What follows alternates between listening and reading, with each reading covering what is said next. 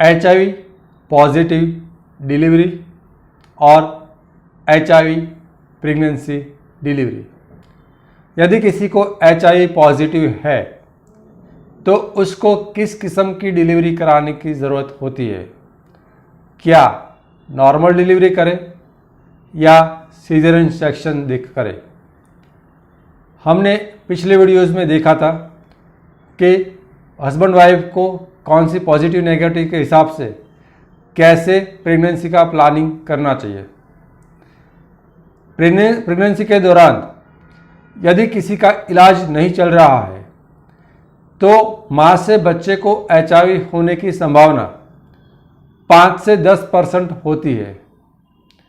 कुल संभावना यदि किसी भी किस्म का इलाज नहीं कराते तो माँ से बच्चे को होने की संभावना 30 से 40% होती है और पूरी तरह से इलाज करने पर ये संभावना 1% से 2% से भी कम हो जाती है।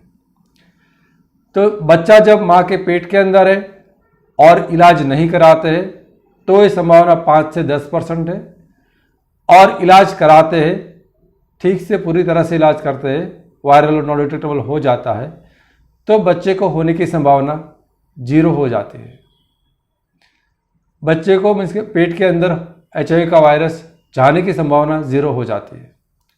अब देखते हैं डिलीवरी के दौरान यदि माँ का इलाज नहीं चल रहा है तो बच्चे को HIV होने की संभावना 10 से 15% होता है, लेकिन इलाज के बाद वायरल लोड को 200 से कम कर दिया जाए तो माँ से बच्चे को HIV होने की संभावना ना के बराबर रह जाती है। तो हम अपने सवाल पर वापस आते हैं कि कौन सी डिलीवरी कराए, नॉर्मल डिलीवरी या सीजरियन सेक्शंस। तो यदि आपको 34 वीक यानी कि 34 हफ्तों का जब प्रेगनेंसी होता है तब आपको वायरल लोड का रिपोर्ट्स कराना है, और 34 हफ्तों की जो वायरल लोड का रिपोर्ट्स है यदि वो 200 से कम आता है तो आपके पास दोनों विकल्प है, आप दोनों में से कुछ भी करा सकते हो। अब मैं जो पहले बताने जा रहा हूँ, जो बड़े देश है, अमेरिका, यूरोप, विकसित देश है, वहाँ की गाइडलाइन बता रहा हूँ, और उसके बाद भारत में क्या गाइडलाइंस है मैं आपको वह बताऊँगा। तो विकसित देशों के जो अमेरिका और यूरोप कंट्रीज़ की गाइडलाइंस है उस हिसाब से प्रेगनेंसी के 34 हफ्ते हो जाए तब वायरल लोड का रिपोर्ट्स कराना है, और वह वायरल लोड का रिपोर्ट 200 से कम आए तो आपके पास दोनों विकल्प रहते हैं, सीजरियन सेक्शन भी करा सकते हो, और यदि उसके बाद आप नॉर्मल डिलीवरी कराते हो तब भी कोई प्रॉब्लम नहीं है।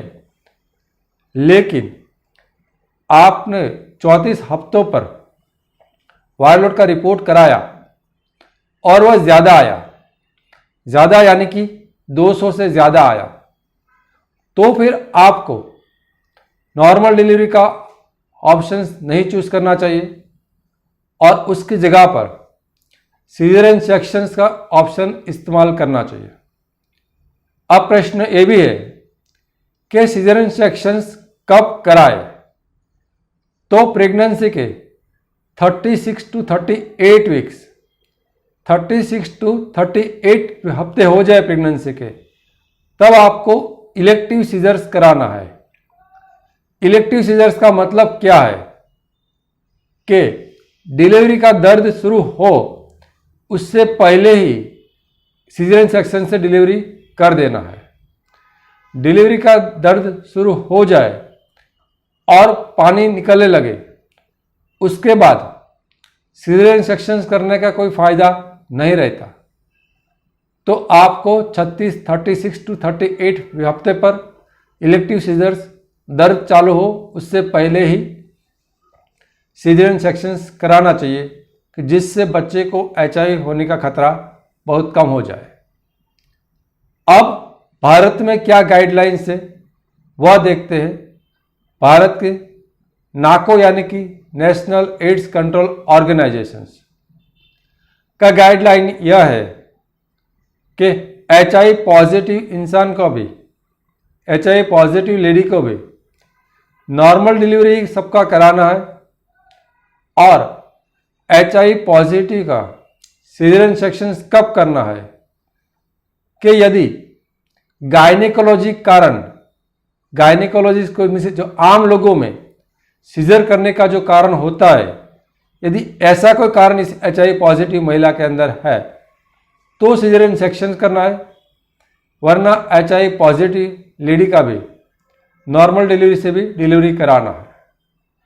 तो मैं आशा रखता हूं कि आपको इस वीडियो से क्लियर हो गया होगा कि कब नॉर्मल डिलीवरी का ऑप्शन चूज कर सकते हैं, कब सीजरियन सेक्शन का इस्तेमाल कर सकते हैं। तो इसी वीडियो की सीरीज में हम अगले वीडियो में बच्चे को माँ का दूध देना चाहिए कि ऊपर का दूध, उसके बारे में चर्चा करेंगे। Thank you.